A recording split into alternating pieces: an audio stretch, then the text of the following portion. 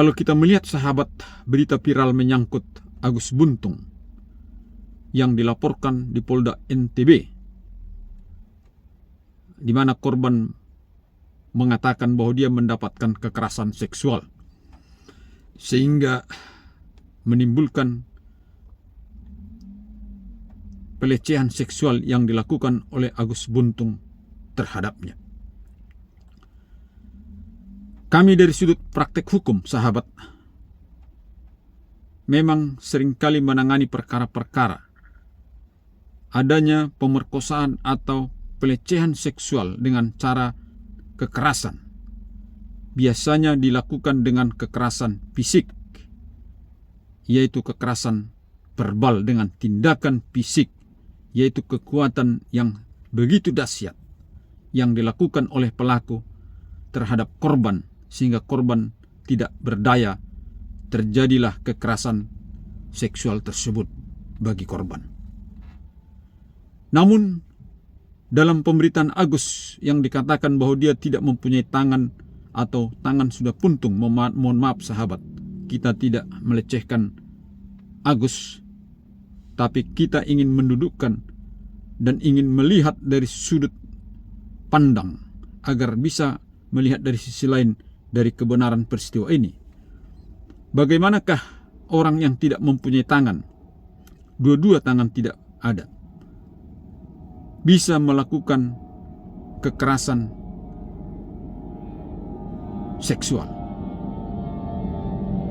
Namun dari sudut lain, sahabat, banyak para pakar mengatakan, apakah itu ahli kriminologi atau ahli yang lain, bahwa kekerasan yang dialami korban bisa saja berbentuk kekerasan fisikis, yaitu non-verbal, sehingga membuat si korban karena mendapatkan kekerasan fisikis mengikuti apa yang diinginkan oleh si pelaku.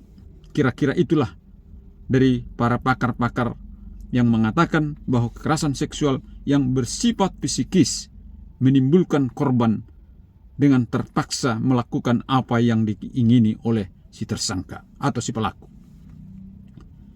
Dalam pandangan klasik, sahabat, bahwa tidak pernah terjadi pemerkosaan hanya dengan kekerasan fisik.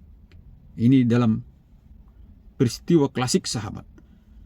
Kekerasan fisik pasti dibarengi oleh kekerasan psikis. Misalnya, dia dengan kekuatan yang dahsyat memperkosa seorang perempuan, kemudian juga dengan kata-kata dia menyampaikan berupa kekerasan psikis, kalau kamu melawan saya akan bunuh, sambil dia dengan kekuatan paksa melakukan kekerasan seksual. Inilah yang menjadi kekerasan seksual dalam peristiwa-peristiwa klasik. Namun dalam peristiwa Agus Buntung ini, sahabat, banyak pakar mengatakan karena dia tidak mempunyai tangan, kedua tangannya, maka kekerasan psikislah yang ditonjolkan, yang menjadi alat sebagai kekerasan agar korbannya melakukan tindakan itu atau mengikuti apa yang diingini oleh si pelaku. Pertanyaan saya, sahabat, dalam persidangan, jika saya menjadi pengacara dari Agus Buntung, saya akan mencoba memformat pertanyaan-pertanyaan saya mengarah kepada kekerasan psikis itu. Sejauh mana kekerasan psikis itu membuat korban tak berdaya lagi, sahabat. Tak berdaya dan tak mempunyai akal sehat lagi untuk tidak mengikuti keinginan dari si pelaku.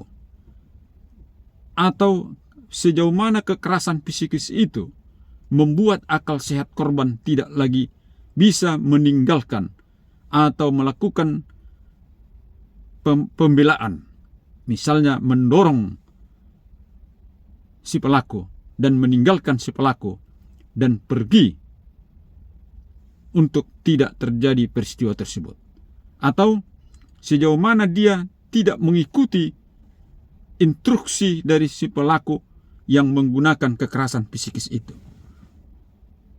Disinilah sahabat yang akan kami korek dalam persidangan, baik kepada korban ataupun kepada si pelaku. Namun sahabat, karena undang-undang sudah menentukan, yaitu Undang-Undang Nomor 12 Tahun 2022, di dalam pasal 4, bahwa kekerasan seksual itu bisa berupa kekerasan psikis dan kekerasan fisik. Kemudian undang-undang ini memberikan perlindungan terhadap korban, bahwa apabila ada laporan peristiwa kekerasan seksual, maka dia hanya cukup satu alat bukti, yaitu keterangan saksi atau korban ditambah satu alat bukti lainnya. Artinya sahabat, bukti pertama adalah keterangan saksi atau korban, dan bukti kedua misalnya satu bukti lainnya, apakah itu visum et repertum atau keterangan saksi yang lain. Artinya cukup dua alat bukti sahabat. Yang mana ini mengesampingkan alat bukti sebagaimana yang dikatakan di dalam pasal 184 KUHP, yaitu adanya keterangan saksi, keterangan ahli, bukti tertulis atau surat, kemudian petunjuk dan keterangan terdakwa.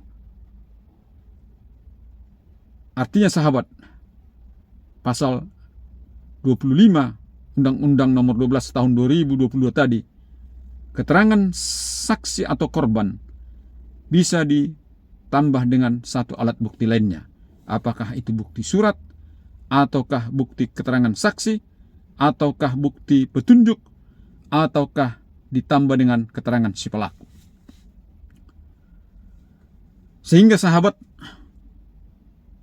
untuk mengetahui nanti kebenarannya ini, karena banyak pandangan-pandangan yang mengatakan bahwa tidak mungkin ada terjadi kekerasan seksual hanya dengan kekerasan psikis. Ada sanggahan-sanggahan seperti itu sahabat. Karena kekerasan psikis harus ada pula tindakan kekerasan fisik. Namun karena si pelaku tidak mempunyai tangan atau tidak mempunyai kedua tangan, disinilah orang bertanya bagaimanakah kekerasan fisiknya dilakukan terhadap korban. Untuk itu sahabat, kita harus melihat nanti dalam persidangan.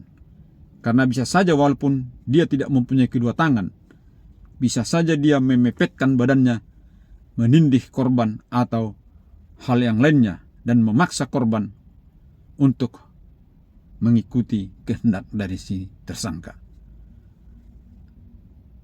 Demikianlah sahabat, pendapat ini saya sampaikan adalah sebatas pendapat dan tidak mencoba menggiring opini publik untuk membela, apakah membela pelaku atau membela korban.